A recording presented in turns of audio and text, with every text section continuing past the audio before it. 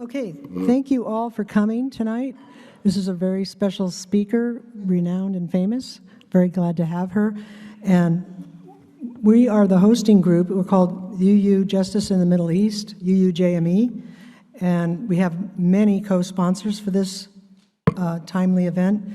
The thanks goes to the following organizations: Youth for Palestine, Sacramento Regional Coalition for Palestinian Rights, Jewish Voice for Peace, Palestine American League, Sacramento Answer Coalition, Sacramento Area Peace Action Coalition, and the Sacramento Green Party. So lots of co-sponsors.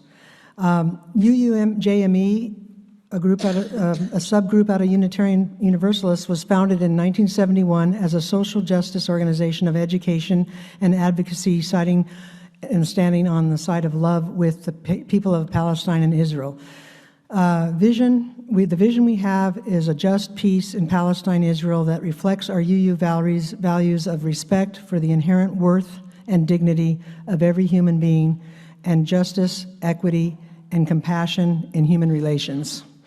Our mission is to work within the Unitarian Universalist community to educate and mobilize individuals, congregations, and denominational leaders to recognize and counter inequity and injustice in Palestine, Israel, and to support our allies in the global justice and anti-oppression movements.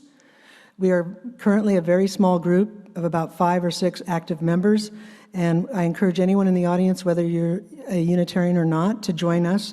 We will have monthly meetings, and we can either do that in Zoom or in person or both. So there's a sign-up sheet at the back of the welcome hall, at the back of the tables back there. There are also cookbooks for sale by Laila. Okay, without further ado, I'm going to introduce the next speaker, which is Riyad Bahur. Okay. Thank you so much, and thank you to the Unitarian Universalists for hosting us, and all of you for coming out tonight.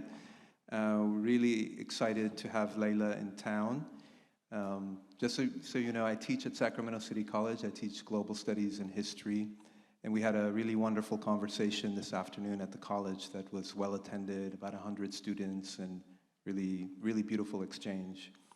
Many of you know Laila, you know her work. She's an accomplished writer who wrote, of course, The Gaza Kitchen, but also Gaza Mom, after her blog with the same title went viral during one of the many onslaughts on Gaza, too many to keep track of. Laila also is an accomplished culinary chronicler, should we say? I don't know how you would. I never know how to describe what I do. So if you could think of a way, I would be forever indebted. So. Well, we have like something in common. Chronicler, is that what you said? Maybe we're also obsessed a little bit with our culinary heritage from a place of love and also of honoring our ancestral connections to the land of Palestine and the stories and relationships that come through food and plants and the land itself. So welcome, Laila. And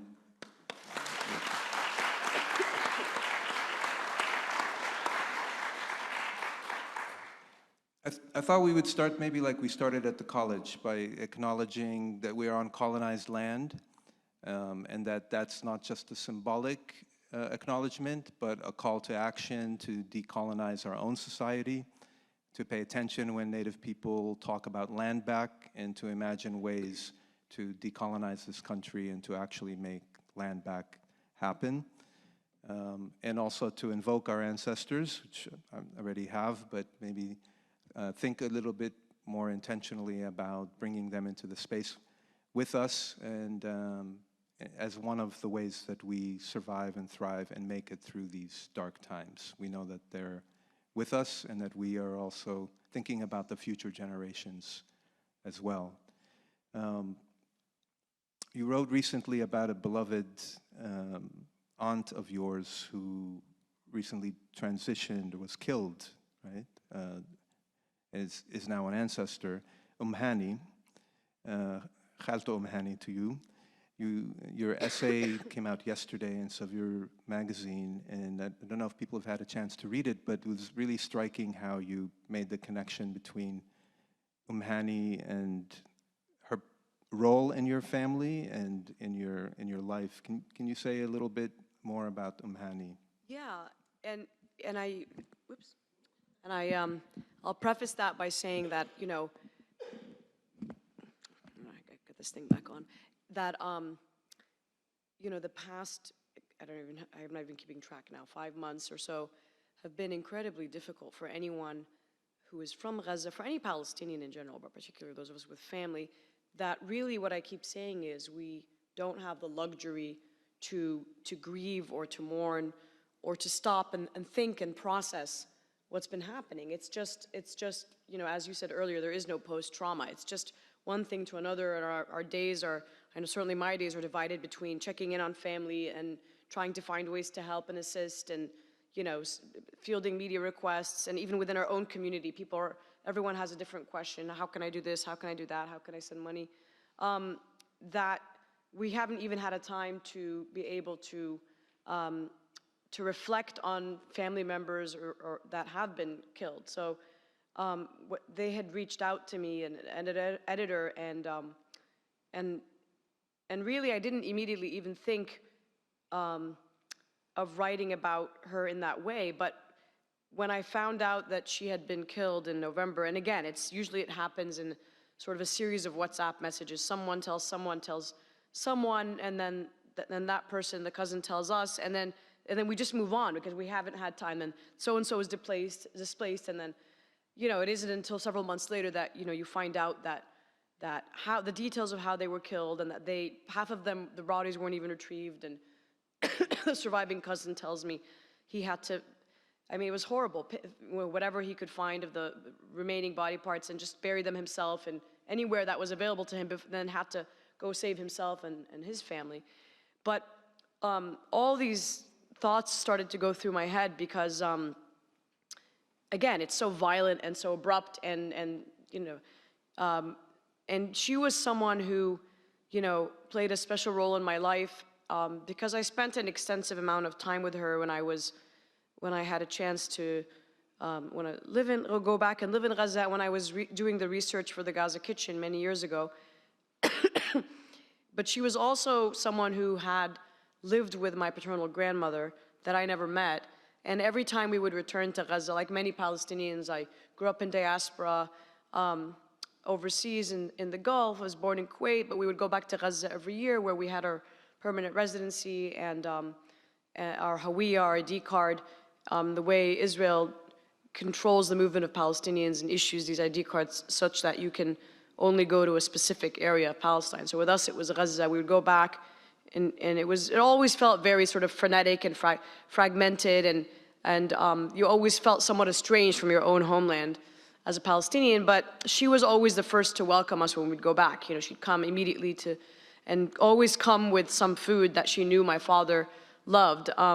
Maftoul, you know, the hand-rolled Palestinian couscous, or sumagiya, which I talk about in the essay, which is sort of the quintessential classic Gaza City dish, usually made on the holiday of Eid after Ramadan, and it's charred, mixed with roasted sesame, with lamb and sumac berries, and it's synonymous with Gaza. They only make it in Gaza. But she always brought that, and she would always, and then when I had a chance to spend some extensive time with her 10 years ago, that was the first thing that came to mind when I found out she died. I was like, oh my God, I had this long interview with her. And I always now encourage people, please, if you have elders in your family, take time out of your schedule to interview them. And, you know, I promise you're gonna look back at that one day and listen to it. And I immediately went back to the transcript. I hadn't looked at it in a long time, and started to read all the details suddenly that I had overlooked, resonated so much more deeply with me, and everything about what she was telling me about my grandmother, and and that she was showing me pictures, and all I could think about, and for weeks after that I kept having these dreams of the pictures for some reason, is that none of them existed anymore. And this is something very common that so many other Palestinians have been saying. They keep saying the pictures, because when the house is destroyed, all the pictures are gone, and we never thought about digitizing them or you know. But she was flipping through them and telling me, don't I look beautiful in this yellow dress? And this is your grandmother, and she loved eating sumagia on the beach.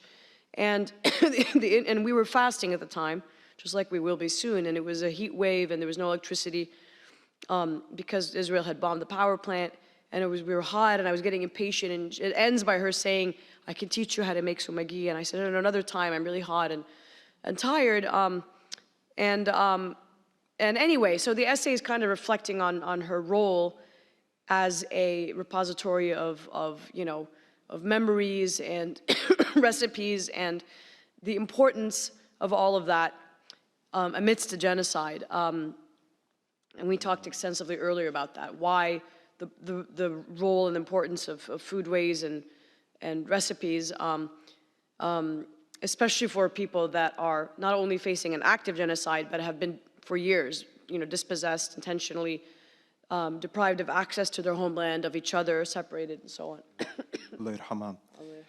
And to think that this is one person and the significance and repository of knowledge, as you said, and that there are now 45,000 people probably, if we count the people under the rubble and people who haven't been counted, and how each one of those people is a universe, right? Usually when and how entire bloodlines have been killed as well, that it's not often one individual. Families were sheltering together and it would be 20, 30, 40 individuals. And many entire bloodlines were completely removed, as you said, from the population registry. So that made it all the more significant when there was an intentionality about the way that centers of knowledge were being targeted, in cultural institutions, libraries, universities. The Gaza Archive, the Omari Mosque, the St. Porphyrius Church are historic sites, third oldest church in the world, one of the oldest mosques in the world. Yeah. Completely destroyed. Yeah, and it sort of panicked me, and it was horrifying because the scale and the speed at which it was happening. And as I said, it was very perverse, the intentionality with which the targets were chosen very early on, before tens of thousands of people were killed. They first decided to systematically target these cultural institutions, Yes. And they destroyed the farms as well pretty early on. And the farms, yeah. Well.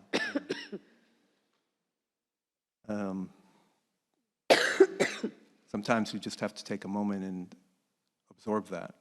No, I mean, and that's what I keep saying. It drives me crazy that suddenly now it's dawning on, people, not people who are in the know, but, the powers that be that, oh no, there's looming starvation. Oh no, we must get more aid in. But, Israeli officials stood up in the very first day and said, we will deprive the population of food, and then they did. And we will deprive them of water, and then they did. And we will allow fuel in, and then they didn't. And we will, make Gaza unlivable, and they did. And we will, as you said, target and hit and destroy the foodways and the agricultural land and the assets, and they've done that as well, such that there isn't even a pathway forward, right? Even if there is a ceasefire or... Is it really dawning on them, or is it political opportunism to say so?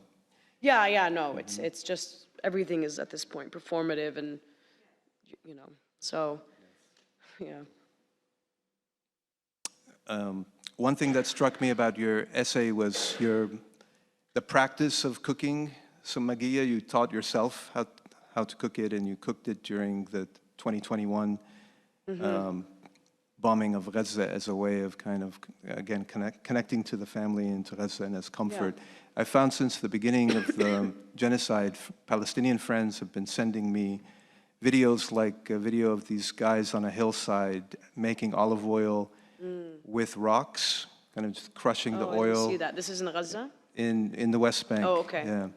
And I think for all of us, it's kind of triggering this need to be connected to our ancestral heritage, which is deeper than nationalism. I have to kind of say this, actually. Our connection is not one of just a national affiliation to a piece of land. Yes. The ancestral connection is much more meaningful than modern nationalism.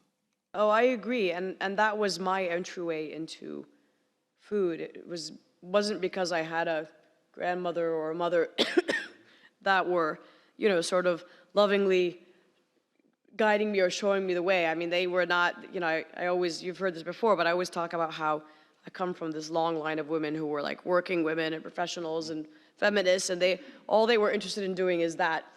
But my grandmother, even though she was born and raised in Palestine, was of Circassian and Kurdish Damascene ancestry. So her father was from Sochi and was dispossessed and forced into exile, like many other Circassians, to Jordan and Palestine. And he married a Kurdish woman in Damascus, and then they had my grandmother in Palestine, and she married my grandfather.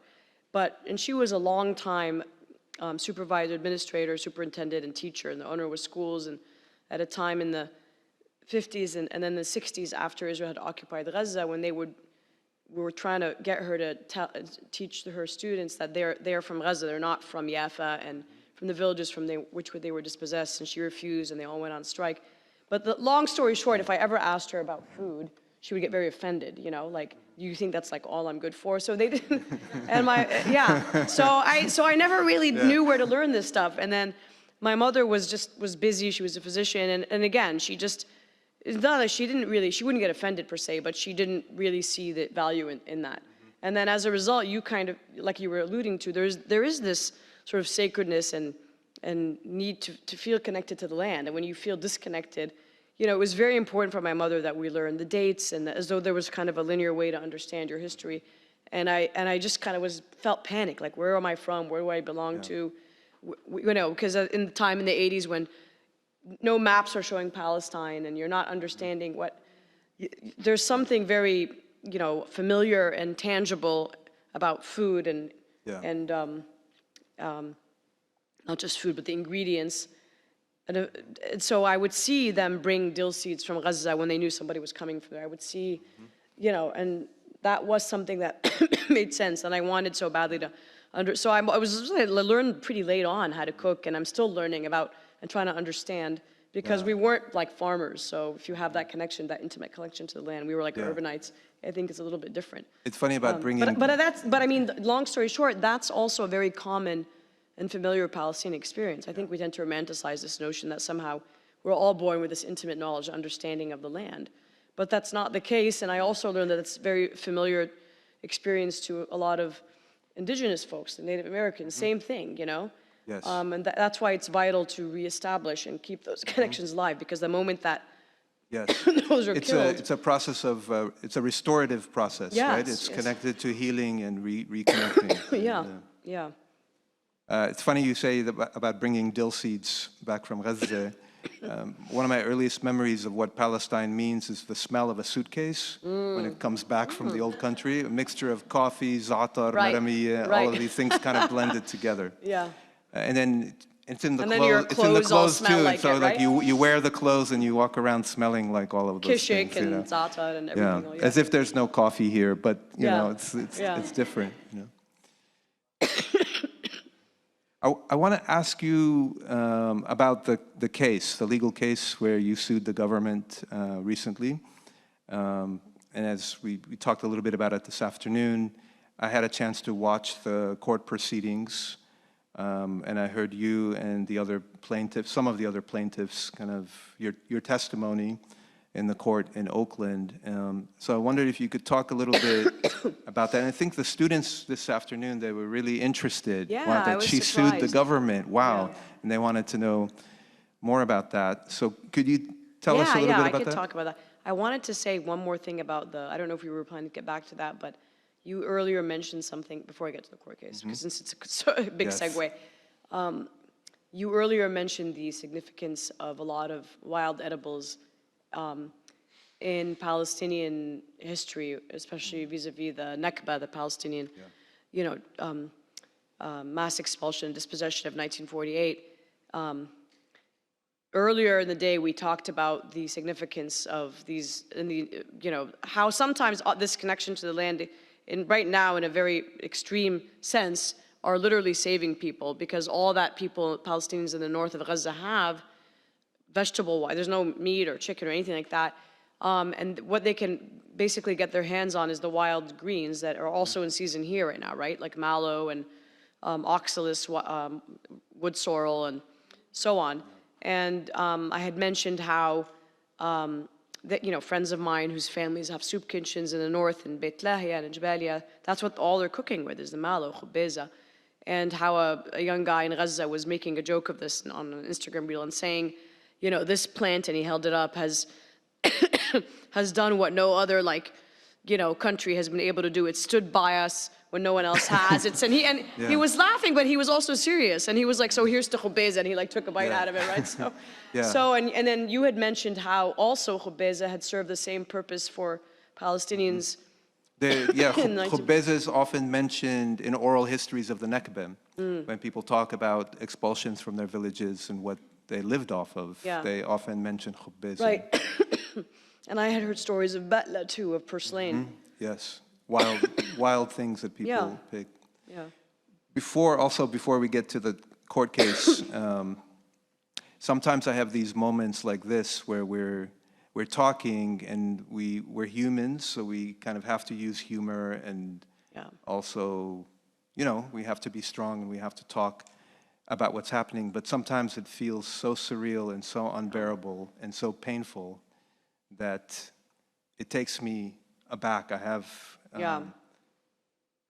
to be quiet and sometimes retreat when things like that happen. So I just wanted to acknowledge it because we're actually in a place where we can acknowledge it. It's really hard sometimes to be functioning in this society where the unbearable weight of what's happening is not acknowledged and people aren't freaking out about it. It's worthy of freaking out. No, absolutely, and it's become like this spectacle, right? Where it's, I mean, even when I'm speaking to my family, I'm sure that others can relate who are from Gaza in the room, I'm almost embarrassed anymore to ask, like, how are you doing? I mean, I'm doing it because I need them to know, and they keep demanding of me to demand of others not to forget them and to keep their stories alive and to keep amplifying what's happening, and they say that's all we want you to do, you know? But of course I have to check in on them, but then, you know, some of them were patient and others, my uncle will sometimes just lose it, like, how do you think we are, you know? And but I mean, and then you feel, my God, like, what possibly can I do? And I mean, it's crippling sometimes because you're in the belly of the beast, you're in the place that's making this happen, that's enabling this, And one of the students today, a young African-American man, asked you, what do you do when you reach the point where you can't take it anymore and it's too unbearable or too heavy? He genuinely wanted to know. And I wanted to mention that before you talk about the court case, because I feel like the court case is an instance of doing something in the face of that feeling of disempowerment, really. Absolutely. I mean, there's ups and downs, I won't lie. There's moments in the week or where I just want to hide and I just can't stand it anymore. And I do retreat and I just don't want to answer any messages anymore. But I just keep telling people you have to obviously recenter and, you know, rely on whatever grounds you. For me, it's my faith and my community and my people. But convert those feelings and that grief and that anger into something, into action. Otherwise it consumes you, right? And so, and when we see each other doing it, I think it helps as well. I know, like, when I see you out there and when I saw you in the court actually testifying and the other people testifying, it made me stronger. It made me know that I could also do something more, you know? And I always have to remind myself and others, and look, you might see me smiling sometimes or whatever, but I don't want you to misunderstand that somehow we're making light of this or it's really difficult, but we just, you know, again, we owe it to them and to our family to, as humans, as Americans, taxpayers, to do what we can. And so you're right, the court case was an instance in which it was very empowering. I think none of us who were plaintiffs who went to testify that day knew what to expect. We were all a little bit nervous. It wasn't even clear to the lawyers what to expect. They themselves were surprised that the judge had allowed in-person testimony. And so can you give a little context in case there's anyone who doesn't know about it? So this was a court case that the Center for Constitutional Rights, in conjunction, with Defense for Children International Palestine, and several plaintiffs, including myself, Palestinian plaintiffs in the US, as well as Al-Haq Human Rights, as well as Palestinians in Gaza, had filed suing President Biden, Secretary of State Blinken, and Secretary of War, I like to say, Austin.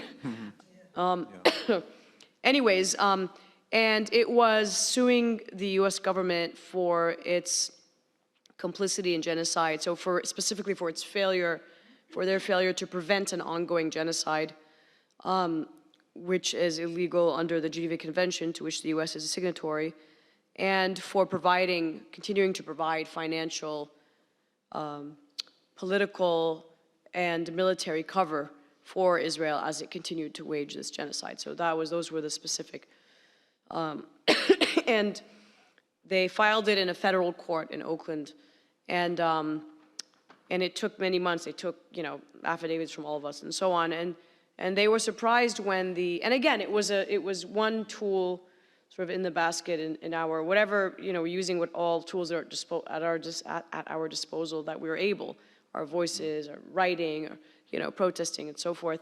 And this was one of them, to be able to do whatever we can, whatever's in our power, to stop this and to raise awareness about what's happening. But they themselves were surprised that the judge not only didn't dismiss it immediately, but allowed in-person testimony. So we were all kind of scrambling at the last minute. They were scrambling to prep us, and we didn't really know what to expect going into the court. And right when we went in, and there was a limited number, nobody was actually allowed in, but there was a limited number of people allowed to view it online. I think it was there were actually thousands of people. Oh, yeah. They limited it at 1,000, but there were actually many more.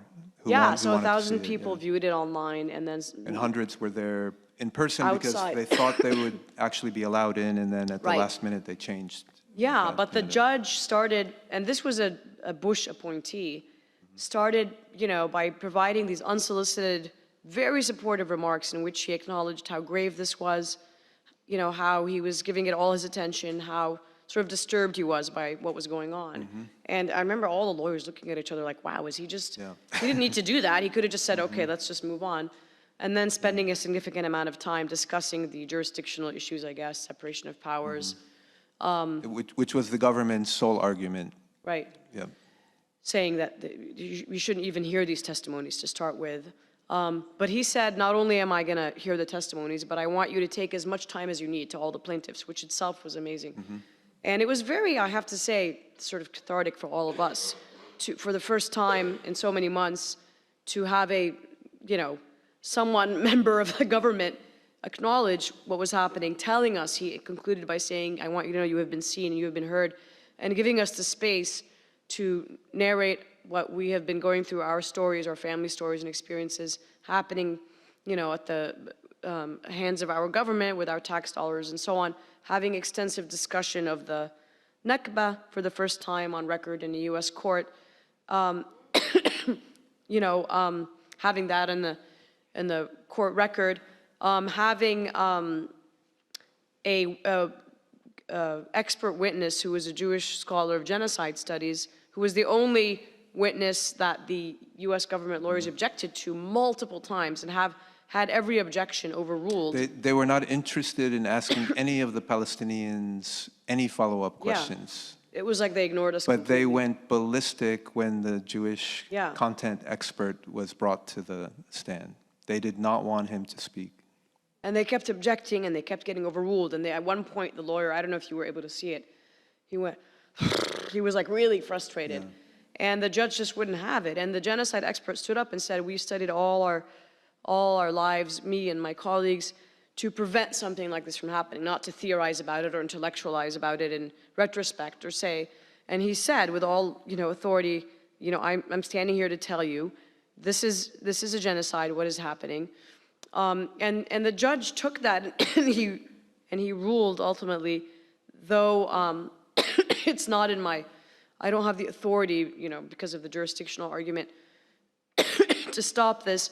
He wrote in his ruling, this is intended to, Israel's actions are intended, I acknowledge, intended to eradicate an entire people, and he implored the US government to question their, what he called, unwavering support of Israel And he basically sent out this call to all Americans saying to do whatever you can to put an end to Israel's military siege of Gaza. It was pretty amazing for a federal judge to come out and striking, for sure. and say this, and essentially say, had it not been for the jurisdictional, issue, Yes. he would have wanted, he said, a different outcome. And there's an appeal now happening, essentially saying that we have no other recourse. What you're saying is that there's nothing that we can do as Americans to stop our government from aiding and abetting a genocide. Which is insane and something for all of us to think about, Yeah. that actually as signatories to these treaties, a treaty becomes the law of the land. And so if we don't have any judicial recourse to prevent leaders from committing crimes based on something like the genocide treaty, it's insane. Yeah, and and earlier today, I made the point that it's actually a feature of settler colonial societies not to deal with genocide while they're being committed, but to deal with them after the fact and maybe even acknowledge them, but no accountability really, and no mechanisms of prevention. Right, so that's significant. It's also significant that now Biden is the first sitting US president to be accused, of being complicit in a genocide. That has never happened before. So, but to your point, we came out of there feeling, it was such an incredible day. Yeah. Like I said, that we had. And now the case is, so it was not taken up because of jurisdictional issues, but there is an appeal? There's an appeal. Well, he couldn't enforce or rule. It was taken up in the sense that he heard all the testimonies and it happened, and that to us that was a win, a huge win. That was significant. Yeah. That's what we expect. We didn't even expect that to get that far. I don't think any of the lawyers expected that he would. That was kind of a best case scenario. But yes, they're still appealing. In a few minutes, we'll open it up to expand the conversation a little bit, but I did want to ask you about something else you said in your testimony. You said that you felt invisible. You and we collectively are invisible, and I saw a film 2 days ago called 36 Seconds at Sac State about the 3 young people who were killed in North Carolina a few years ago. 2 women who were visibly Muslim wearing hijab and a young man. And it struck me, watched it right after I watched your testimony and what you said.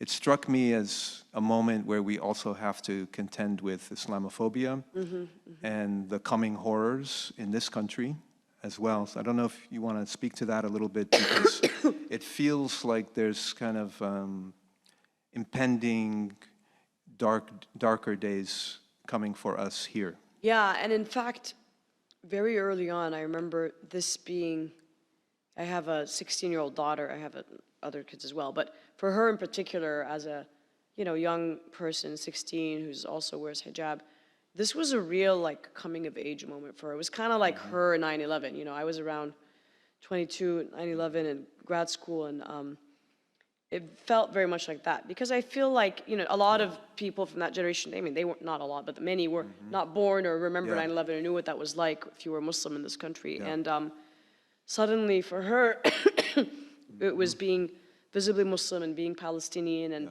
and being shut down, trying to do simple things like have a walkout in our high school and being told that even that was not allowed or controversial. It shocked her, it stunned her. You get comfortable in America, and especially in the start, and you think that, privilege and so forth. But you have to have these conversations. I have a 13-year-old nephew who's Palestinian and black, and he looks more black, but he very much knows that he's Palestinian. And my sister had to have a conversation with him. If something happens, if somebody says anything to you, this is who you should talk to at your school. Right. It is really like the 9/11 moment for a lot of young people. And I knew people, we come from a family where my mother's always sort of unapologetically Palestinian and Muslim, and you always just go out there and put yourself out there. But a lot of people aren't like that, and she had friends whose parents were scared, wouldn't let them go out with kofiyas or any tatris or anything like that. Yeah. But I think those three young guys who were shot in Vermont just for wearing kofiyas and but beyond that, it was one thing compounded by another. It was first hearing the dehumanizing rhetoric that, you know, Israeli officials stood up and sort of set the tone and the stage for the rest of their campaign, their genocidal campaign against Gaza. But they started it off that way by saying we're dealing with human animals and saying that, you know, there are no innocents in Gaza. These are all actual quotes that Israeli officials were using. And, you know, there needs to be another Nakba and we must, you know, eliminate them all. And when I started to hear these things, again, in some ways it's nothing new because there's a history of Israeli leaders making these kinds of comments. But then on top of that, to hear Biden and Blinken begin to regurgitate and parrot these comments and the lies, the fabrications about all these horrible things that supposedly happened. Casting doubt on even the number. And that came later, but it started with this, and then you heard Blinken and Biden say yes, and then begin to cast doubt, then have Biden stand up and question the fact that Palestinians were even dying. I mean, then we really felt invisible at that point. But you were talking early on how Biden even said he saw videos of decapitated babies. Right. Even after the White House said, no, this was not verified, he said it again. And so it was almost like intentional. So to have your president stand up, it's one thing when Israeli leaders are saying it, and then to have your president stand up and say it, it's kind of giving the green light and credibility to what they were saying.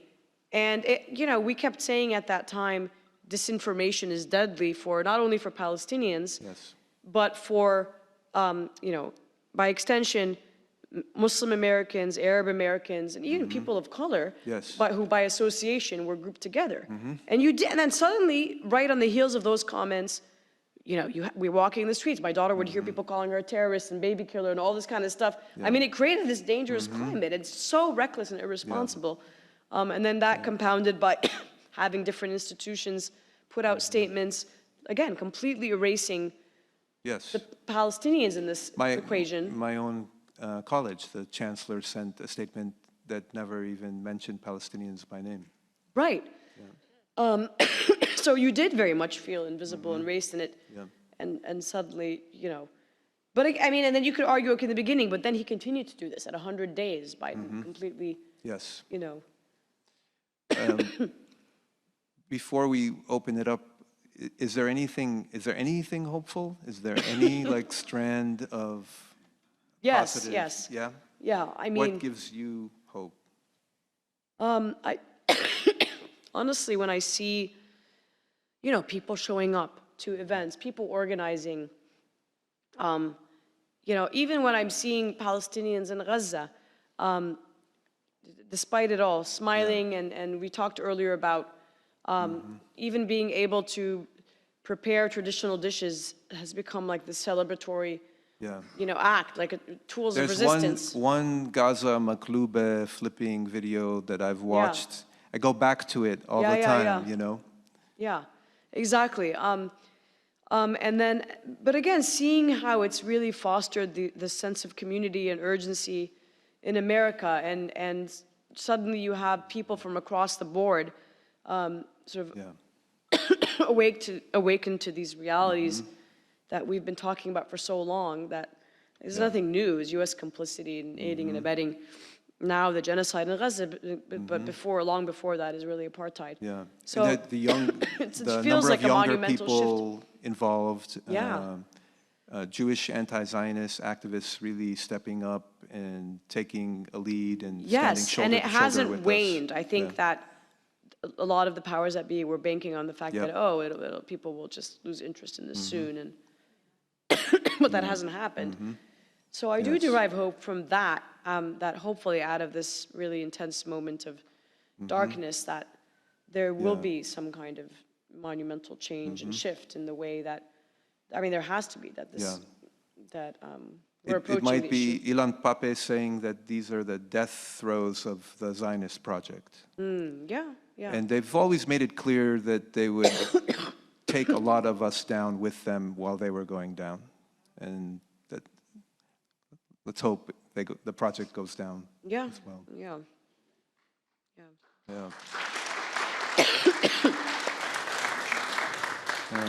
So we've, two things. When Laila and I first talked about these conversations, we hoped, speaking of hope, that the convening of people would lead to something as well, right? So maybe as we continue to talk, if there is an action or if there's an idea or a strategy that, you know, we could even kind of discuss before we leave the room, that would be great, so that we're not just talking to talk, right? That, Yeah, I've seen this.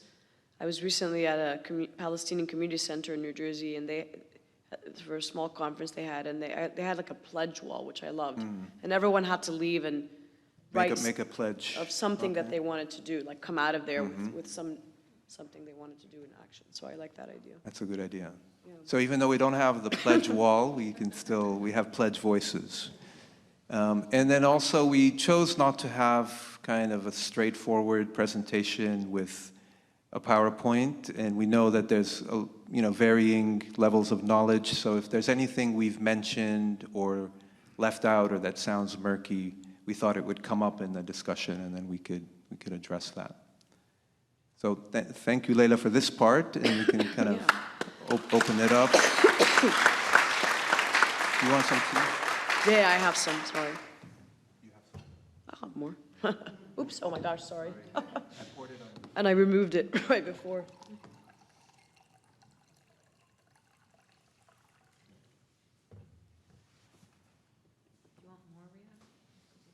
I still have some, Yeah, so yeah, I we're think good. thank you.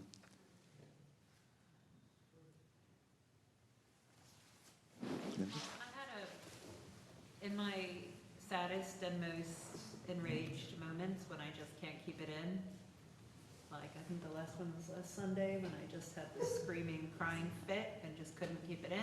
Can everyone hear? No, okay. Sorry. Can she get the microphone? Oh, Yeah. We I can think read- so. we- Oh, it's oh, a that's a good- wireless. It's a wireless mic. wow. Thank you. Thank you. I was just saying, in my most angry, can't cope, can't pretend everything is just, daily life is just going on moments when I flip out, and I was saying, I think the most recent of them was last Sunday. I find myself saying, like, why can I shouldn't use profanity, should I? Why the fill in the blank are we not all on general strike? Like, why are we not striking? Like, what are we doing? And so I think that's, like, why is that so unthinkable to us? And it's painful to me that, I can imagine myself doing it, I would do it, but I require other people to be doing it with me for it to feel like it's anything but a suicide mission. So this may be a very foolish thought, but one day a week, we're on strike. I don't know, just a thought, maybe a foolish one. You know, Hazami Burmada, my friend who is leading the Occupy Blinken, I don't know if you've been following that, but they've set up an encampment in front of Blinken's house in McLean, and they just started another one in front of the Israeli embassy. You should follow it, it's amazing. They've called it Kibbutz Blinken, you might. And she's so good at figuring out, we're using law to her advantage. Where is the public areas? And all these people's addresses are public knowledge, by the way, just people don't realize that. And her whole thing, she teaches a lot about action, organizing, that's kind of her thing, is that sustained, small, consistent actions are more impactful than kind of really large ones. And also that disruptions are what ultimately, and making these policymakers uncomfortable, are ultimately what, shift the popular culture and also ultimately change and impact policy. And so they've set up these tents in front of all on the public property in front of his house for weeks. And his wife's gonna go crazy, and they keep trying different things, Blinken, to try to shut them down, whatever they can do, and quiet hours and this and that, and you can't use megaphones, and they keep finding, every time he comes home, they pour fake blood on his car, and they'll scream until quiet hours, and and they're gonna go nuts, but that's always her point, is that find something that works. Maybe it's a weekly disruption against a policymaker, or maybe it's whatever it is, some small, maybe it's educating others, maybe it's something as simple as doing a Totri's embroidery or a Depka workshop, maybe a flash mob or something in which you're flyering as you're doing it. These all are important things to keep the issue alive and talking about it. But another example of this why disruptions work is, I always give the example of our senator in Maryland, Van Hollen, who has probably historically one of the best positions when it comes to Palestine and Gaza specifically, has done an amazing job historically at evacuating where no one else could, people out of Gaza when they needed it and so on. He has personal connections and friends there. And I remember even he, for weeks, he wouldn't meet with us, and then finally we met with him and someone told me he was gonna be at this event and invited me to the house, and I kind of pinned him down and tried to get him to call for a ceasefire because it seemed like a no-brainer. Why would? And he was like, well, if Bernie hasn't done it, well, how do you expect me to? And that was his response. And we tried for weeks and 3 months, from October through December, to meet with him with different groups, to plead with him, to share our stories. And he knows all this stuff. We don't even need to tell him. He was going and telling Congress. And then finally, after December, we were like, okay, this is insane, this isn't working. So then a group of people decided to go to his house in Kensington in Maryland every day, and they were banging with drums, and they were sending hundreds of birthday cards to him on his birthday saying happy birthday, but too bad that you're killing children in Gaza and so on.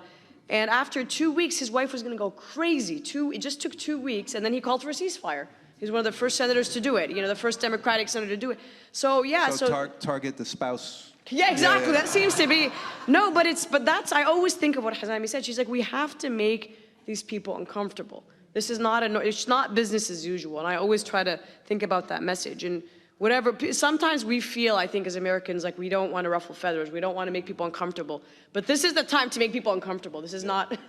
So yeah, it might be harder being further away from Washington here, but I still do think those politicians. We have slimy politicians here too. Yeah. Yeah, so do that. I mean, it works. Trust me. If you, set up everyone should set up an encampment in front of their, find out where your senators are, where your representatives are, and force them to call for a ceasefire. Yeah. Any other questions or comments over there? I don't think I need the microphone. Maybe just for folks in the back.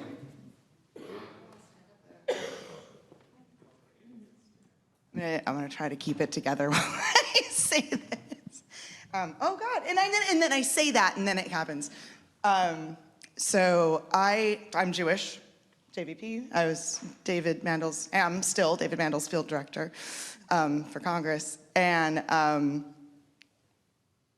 one of the toughest things. Oh, here we go. For me has been. So part of my family is Israeli. My uncle was born in Haifa. My cousin was born in Haifa. And growing up, I of course didn't know, many people know my story of not hearing the word Palestine until I was almost 30. This is what happens when you're a Jew in the diaspora in the 80s.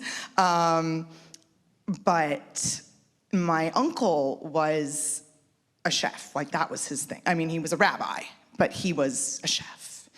And I remember growing up and him always wanting to open an Israeli restaurant or a food truck or what have you. Growing up eating Israeli falafel and Israeli hummus, and Israeli hummus is the best hummus, but Lebanese halva is the best, but Israeli hummus is the best. And Shirazi salad was Israeli salad, and he recently passed away. And just thinking, I'm shaking, thinking about it, realizing that all of these things that I grew up with were taken away from you and from the people who lived there, and questioning, what else do I not know? I'm 42, what else do I not know? It just occurred to me the other night, there was a, celebrating culture through dance, Dabke. And I'd never heard of Dabke, and I said, what's Dabke? And I looked it up, and I grew up with my cousin, who was also a rabbi. Her thing was Israeli folk dancing. Both my aunts and my cousin was Israeli folk dancing and going things when I was a little kid, and this is so cool. And then, this is last week, but I looked that up, and I'm like, is anything is anything that we have not stolen, not built on the erasure of it's, it's bad enough, like growing up in America and being like, oh, guess what? Thanksgiving isn't what we were taught it was. And then realizing as a Jew that like your entire culture is just stolen. So being here, hearing you speak and hearing you talk about other dishes where I'm like, oh God, that too. But as an aside, one of the things that we did on David's campaign, because we had the opportunity to do so, and this is something that I would love to be able to do now that we don't have like a deadline of an election, given that we know how to do it, is that my dream was to make an ad spot that was just photographs that were taken by Motez and taken by Laila El-Haddad and footage taken by Pizan, Odwa, and not the really graphic ones, but just the ones that you can't deny. And so we aired 2 ads on MSNBC and CNN within the district, and those 2 ads were just footage of Gaza. And we put them on, we put them on Instagram as well. But the opportunity to be able to put those things in front of an audience that is arguably the audience that is the constituency that is the thing keeping this okay. And so if there's a way, my friend who is a member of the International, or Photographers Without Borders, wrote to Al Jazeera, and it's like, we couldn't do it because we couldn't find high resolution versions of this footage. But that's something that I would love to do. I don't know if you have the contacts to, it's literally just as simple as getting high resolution versions of these photographs and the ones that we did find were fair use, but they were from a Gazan journalist. And so we put his Instagram handle at the bottom. And to do that with these photos and put that Instagram handle on there, because you can see these, PG-13 rated photos, but you go to that Instagram handle, I don't know, QR codes to their pages or whatever. It would probably cost a lot to do it nationally, but put these things in front of people who aren't going to see them in the algorithm, because that's what's changed the narrative. So that's just me throwing that out there and dreaming big. So I know I often think about like sort of middle America, and I'm like, does anyone there see? Because I feel like on the East Coast and the West Coast, but then you have all these people in the middle who, I always wonder about that. What are they seeing and hearing, and I have to laugh at that because that's such a bi-coastal question. I grew up in Cleveland, Ohio, and there are a lot of Palestinians in Cleveland. Anytime I've been anywhere in the activism, Midwest, I'm like, who lives here and why? Like, I went to Indiana once, and I couldn't wait to get out. I'm like, it's so flat and there's nothing. And كل أهل البيرة في Cleveland. Oh, really? Everyone from my hometown is in Cleveland. But it's a good question. I think there is less activism. There is still some, but getting the word out to people in all parts of the country does seem like a lot of the activism, the big actions are happening kind of on the coast. You're right, right. I do have a comment about what you shared, and I think as we liberate ourselves from Zionism, and as Jews liberate themselves from Zionism, Jews will realize that there is Jewish history, Jewish food, Jewish culture without Zionism that's not appropriated I agree. from Palestinians. And in fact, Zionism in some ways disparages the Jewish culture of the diaspora, the Yiddish language, the foods that were eaten in Europe, and rejects them and seeks to replace them with our food, our culture, and also rest assured, we still have hummus, we still have falafel, we still have full, even though they're claimed. That was my I remember when I was 18 when I came to the U.S. and I was in college in the 90s, and I saw an advertisement for I guess a Hillel event, and they were like, come and enjoy, Israeli, and I was like, I had never experienced that before. I was like, what? I was so offended, but anyway. Yeah, And just to add here also, it's not just the Jews of Europe, it's the Jews of the Arab world as well that have been severed and denied their Arab heritage and roots and relationships. Yes, I want to say to the Jews there that they will come around to calling themselves Palestinian Jews, because that's what they are. They're Palestinians. You know, they're from the land. But Those from Palestine, but also those from Iraq and Yemen, and they've also been, as Zionism tried to kill, in a way, tried to kill Jewish identity. Yes, yes. Ironically, it has also tried to kill the Arab identity of Yes. the majority of its Jewish population as well.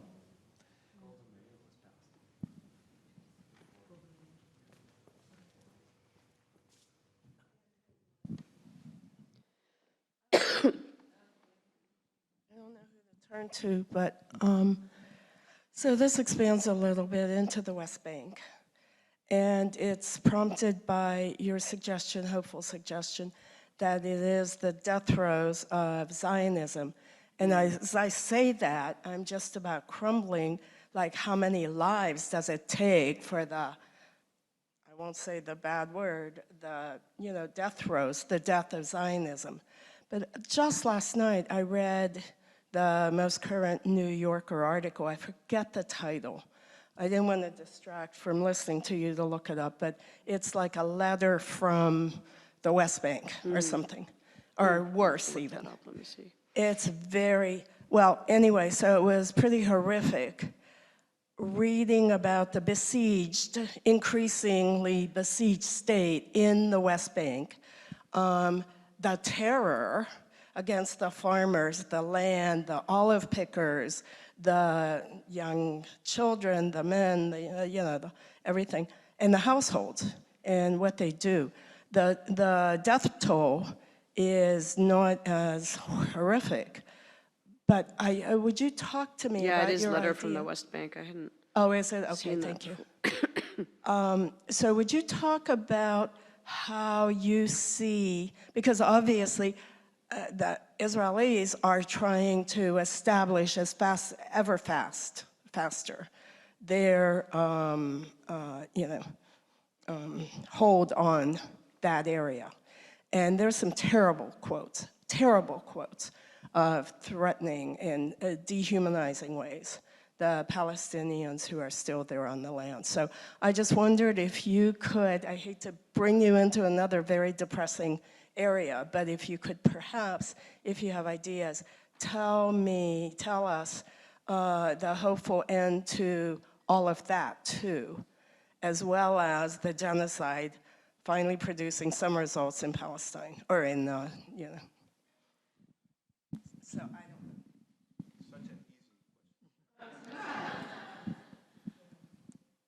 And Layla's totally gonna let me talk first. Oh yeah, go on for this it. on this difficult question. I think for us Palestinians, we don't see our destinies as separate from one another. And so what's happening in Gaza and what's happening in the West Bank and what's happening inside the borders of the State of Israel in what we call 1948 Palestine is all connected, and the solution is actually one free country from the river to the sea where everyone is equal and all refugees and their descendants are allowed to return. In the West Bank, there's a unique situation. Every part of partitioned and divided Palestine has a unique structure of oppression, and the settlers, of course, are like one of the more dangerous features of the West Bank situation. So communities that live next to settlements have been threatened prior to October 7th, by the way. That's part of the context that led up to the explosion of October 7th is the State of Israel has been on a killing spree. 200 people, over 200 people before October 7th were killed in the West Bank in daily shootings of usually children at flashpoints and near settlements. And so that's part of the context of the rage in the West Bank and in Gaza together. There has been a feeling I mean, I'm from the West Bank. I was there this summer. I was shocked to see, every time I go, I'm shocked when I go to East Jerusalem, which I can do. I don't have a West Bank ID, I have a US passport. So unlike my family and friends, I can go to East Jerusalem, and I'm shocked at the level of how the Arab neighborhoods are completely overrun by Israelis, settlers, in the heart of what in 1967 was 100% Palestinian neighborhood. So there's this feeling that we are being erased. And so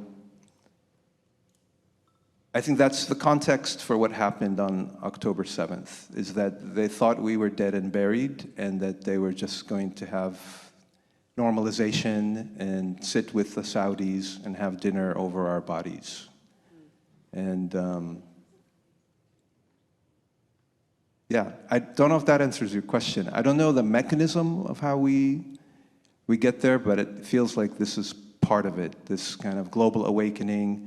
Honestly, have more hope in the global South than I do in the United States and Europe. I think the actions of the government of South Africa and Brazil will hopefully carry some weight as a global South coalition. There was a time, once upon a time, the Palestinian national movement was firmly rooted in anti-colonization and in the politics of the global South. And then there was a transition at some point where being invited to the White House became somehow a positive thing. But we know, looking at the Palestinian Authority, that that led to a subcontracting of the occupation based on US-Israeli interests that also severed us and our movement from our natural allies. That's not to say that we don't have a role in the United States, and those of us who live here and who live in Europe. Obviously, we have a big role to play. But we're part of the problem. I don't know how quickly the US has to change for anything to change in Palestine. That's the short answer. If we work here, it will have an impact Agreed. on Palestine. And the people in Palestine are doing what they have to do there. But we can't sit idly by and let this country continue to participate in this travesty. You have your own mic. Yeah, no, I mean, yeah, you don't need to add anything else. You summed it up well.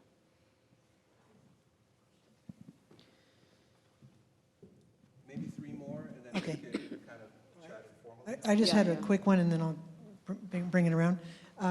Just if anyone is wanting to write letters, I want to get a group together, because what's happening is on NPR, I keep noticing that they're using very, very slight but gaslit language.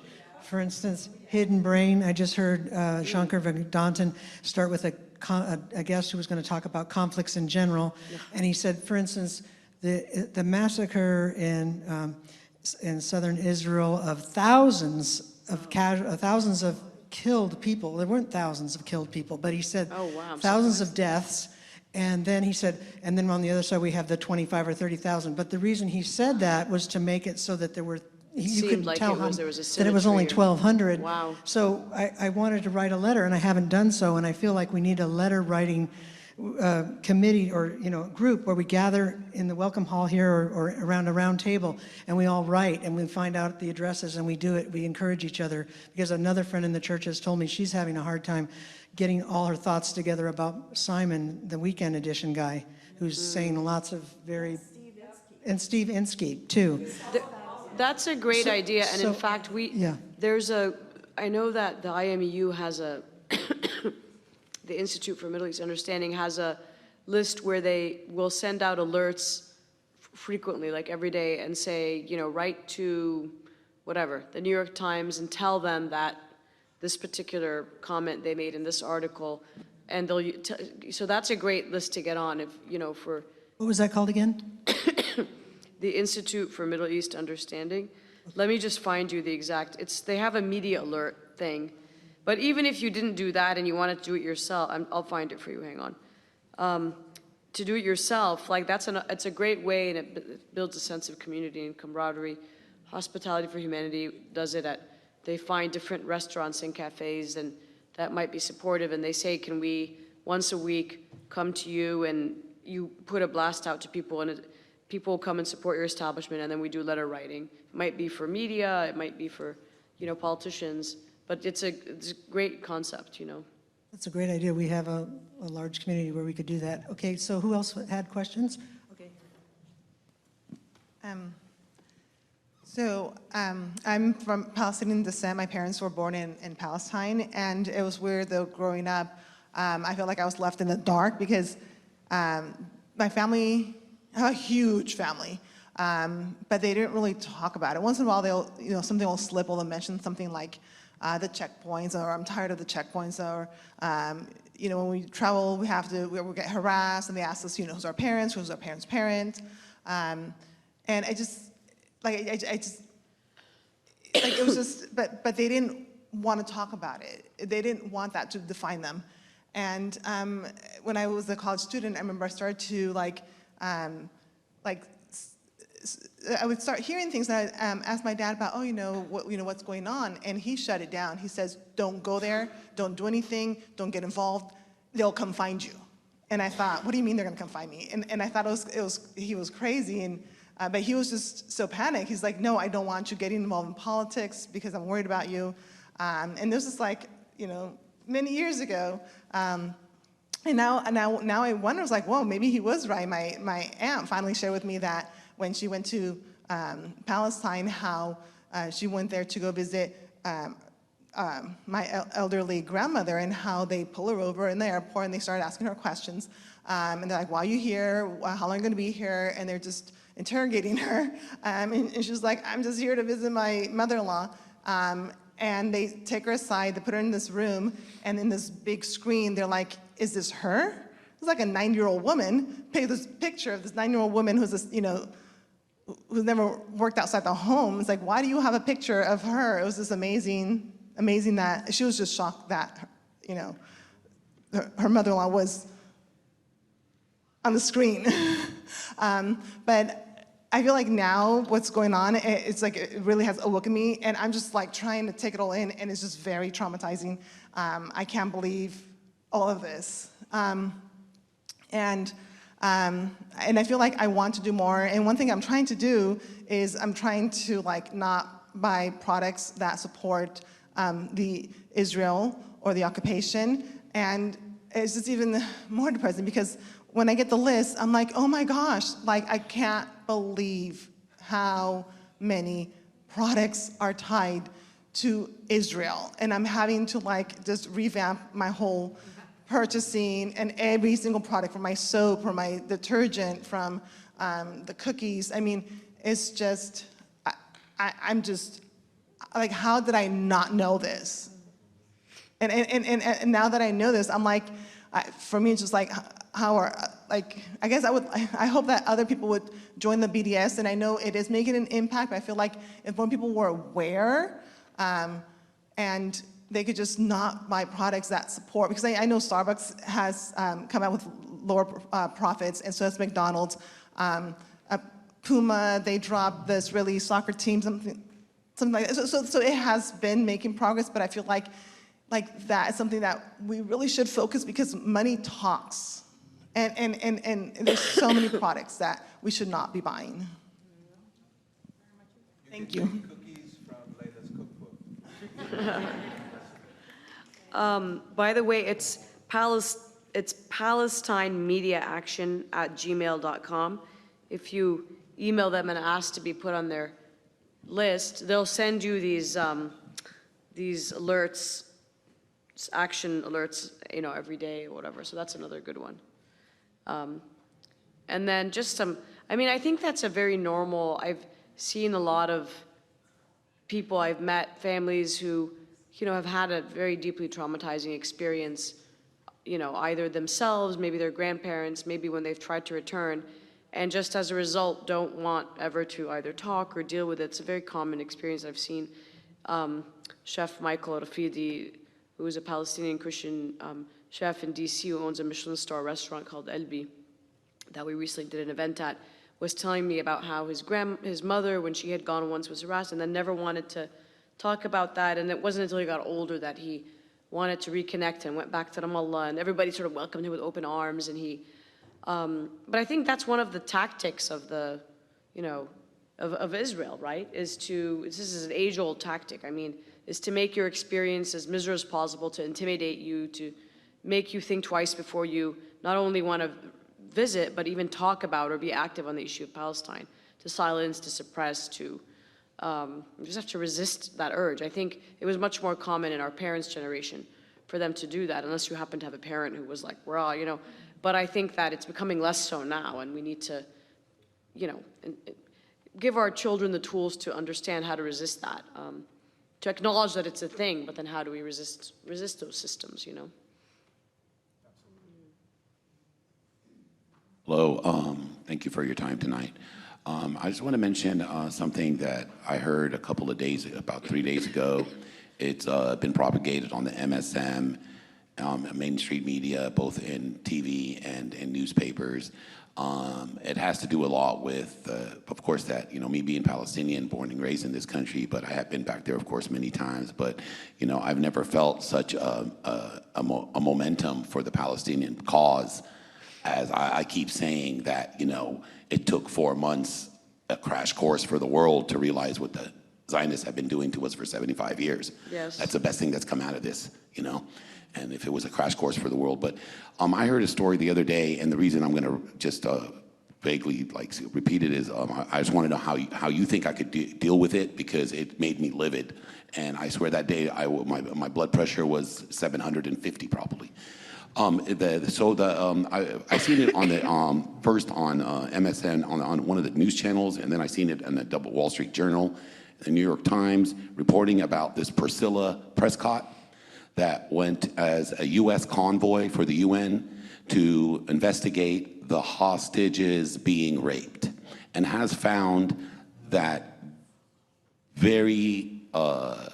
she has confirmed that it's very true. And she has found sites in Gaza where the hostages. This report is like, I'm gonna flip out in a minute. When you hear it, I don't know if anybody's heard this, but she's found sites in Gaza where the rapes were committed. I don't know how that's even possible. With Gaza being demolished. And they don't even know where the hostages are. She's found. So and so. Reason to believe that it is very true that the hostages. Yet none of the so-called hostages have been able to give testimony. The ones that have been released because they are scared for their life, and the other ones are dead. So, but then when she went to the West Bank and she took testimony from the Palestinians who make the same claims against the Israeli forces that they have raped them, she has not been able to confirm that because Israel has not replied to her questions yet. Now, I'm sure Hamas didn't reply to her questions, and So if you're getting the feel where I'm trying to go with this is how and what can we deal with now this new surge of trying to change the narrative back to we are the victims, not the Palestinians, because I feel it like they're doing it. Like this story ran numerous times on different news channels, and I've seen it in numerous newspapers, and I just was like, that's what really. How do we? What can we do? What can I do? She mentioned just a moment ago something about a news that you can write to or false news. What can I do as a human being living in America? What power do I have to combat these false narratives that are coming out that make us look like we're savages, which is absolutely not true. Everybody knows there was no 40 beheaded babies. Everybody knows, there's absolutely no proof whatsoever or anything that would show that Hamas raped anybody. But there is evidence that Palestinian women have been raped in jails and men been raped in jails.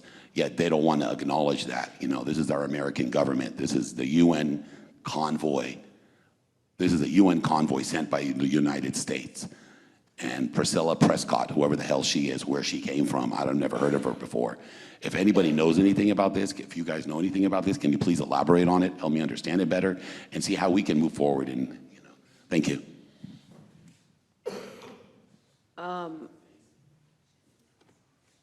I mean, it's, obviously the whole thing is part of a pattern of trying to discredit Palestinians and even when you come to the, and to again, give them the moral pretext to do whatever the heck they want to Gaza and to Palestinians, right? It's part and parcel of the bigger, even the way that they targeted UNRWA and talked about, you know, before they had a chance to be able to say anything, suddenly everybody was shutting down, you know, funding to UNRWA. So it's part of that, the whole strategy.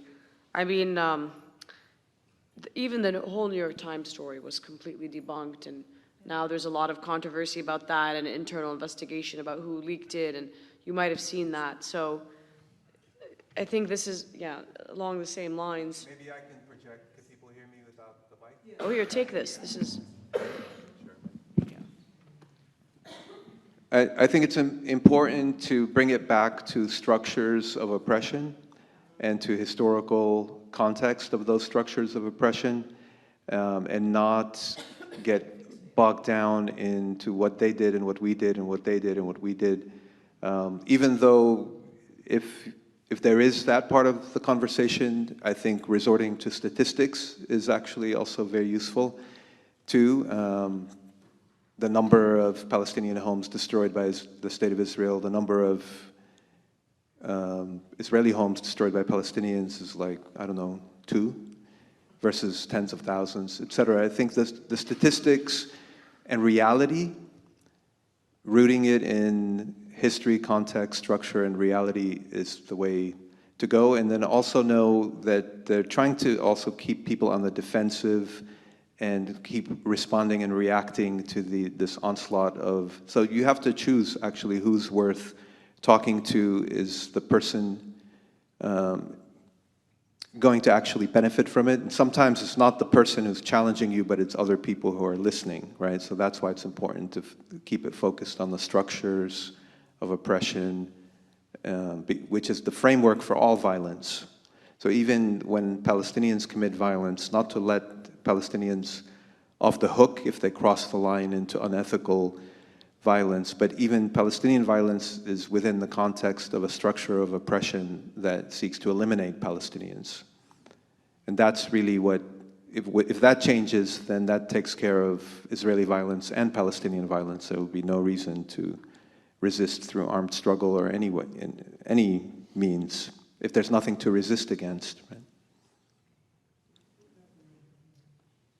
I had a question about donations. I've seen conflicting advice about whether it's best to try to connect with individuals in Gaza, if we're able to do that, or if we should go through an organization, just because I've also seen information about mishandling of funds and that those funds not actually reaching families that need it. So I'm not sure if there's like a good answer to this, but I'm wondering what's the best way to donate when we're able to? well, right now, I've been trying to focus, for example, on, I mean, what I would just caution people is not to donate to random, if you're seeing random people reach out to you or appeals or things like that, that can often maybe be mishandled, or there's a lot of people taking advantage of. But I've been trying to focus now on the north. So for example, if I know that there, for example, 3 people that I directly know whose families are doing soup kitchens in the far north, in Beit Lahi and Gaza and Jabalia, they have like GoFundMes, and they'll through a system that they have, will get the money there, and then they'll be able to purchase whatever highly inflated prices, but nevertheless, and those are always great ways to help people in the north where they need it the most, because no big organizations are doing it, but several individuals are. I'm happy to share those with you. And then there's trusted organizations. I usually like to focus on the smaller ones. You have Rebuilding Alliance is fantastic, and Mecca, Middle East Children's Alliance, and others that usually work with partners on the ground. I don't know if you had anything else to. Yeah, that's my approach too. If I know people personally, or if someone I trust, like Laila, even if she refers stuff to me that I don't know them, but I know her, I would do that. Actually, if you could maybe share those projects, that would be good to share with the group. Maybe if we get the information to you, maybe you can share with, or informally, we can even kind of write them down. Another question over there? Maybe this could be the last one, and then we can talk informally for a few minutes before Laila has to rush off to the debate. Oh yeah, to leave a little time for signing books, yeah. I was wondering, with the presidential election coming up, and both choices just seem so awful. I mean, it seems to be that like it's going to be either Trump or Biden, and another Trump presidency just seems unfathomable. But Biden has been funding Israel, and it just seems like a completely impossible choice. And I was wondering if you feel comfortable sharing, will you be abstaining from voting in this election, or is there some other action that we can do to? This is an easy question for California because So even before this, I wasn't voting for the Democratic presidential candidate, and I won't be, and I certainly won't be voting for Trump. So I don't think, I don't know how to advise you, but it's not just a kind of political decision, but I can't stomach it. I can't even imagine it. So I don't know. Yeah, same. I mean, people have been encouraged to, use your vote to, not to be pressured to somehow make a choice between the lesser of two evils. This is on them, not on us. Like, we're being pressured and, oh, well, do you really want Trump, so therefore vote for the genocidal maniac, But no, I mean, yeah, like you, I'm voting either third party, or not necessarily abstaining, but voting third party, and you've seen the uncommitted movement now having a huge impact. I mean, they need to understand that their actions have consequences.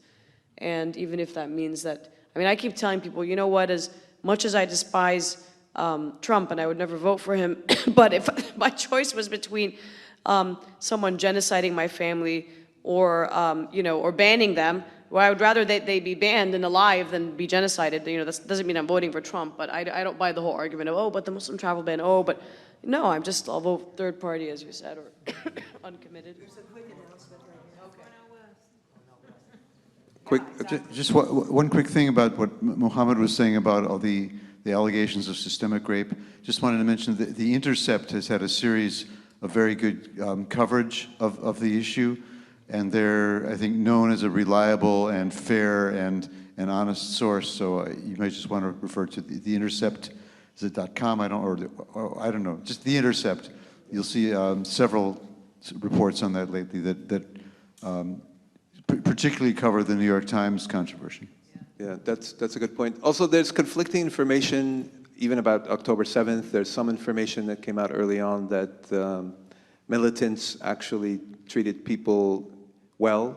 Their goal wasn't to kill people, but to take them hostages, however you might feel about that, and that a lot of the people who were murdered were killed by the Israeli forces themselves in indiscriminate bombings, etc. Yeah, the Vox has a good piece also summarizing the whole thing, including the UN piece.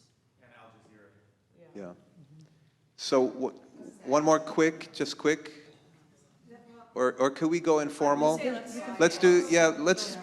We'll talk informally. Laila flew all the way out from the East Coast, and she drove today from Oakland, and this is her second talk, and she has a lingering cough, and she's flying back really soon. So we promised her we'd get her out the door no later than 9, and we want to leave a little time for book signing. So thank you so much, Laila, for coming.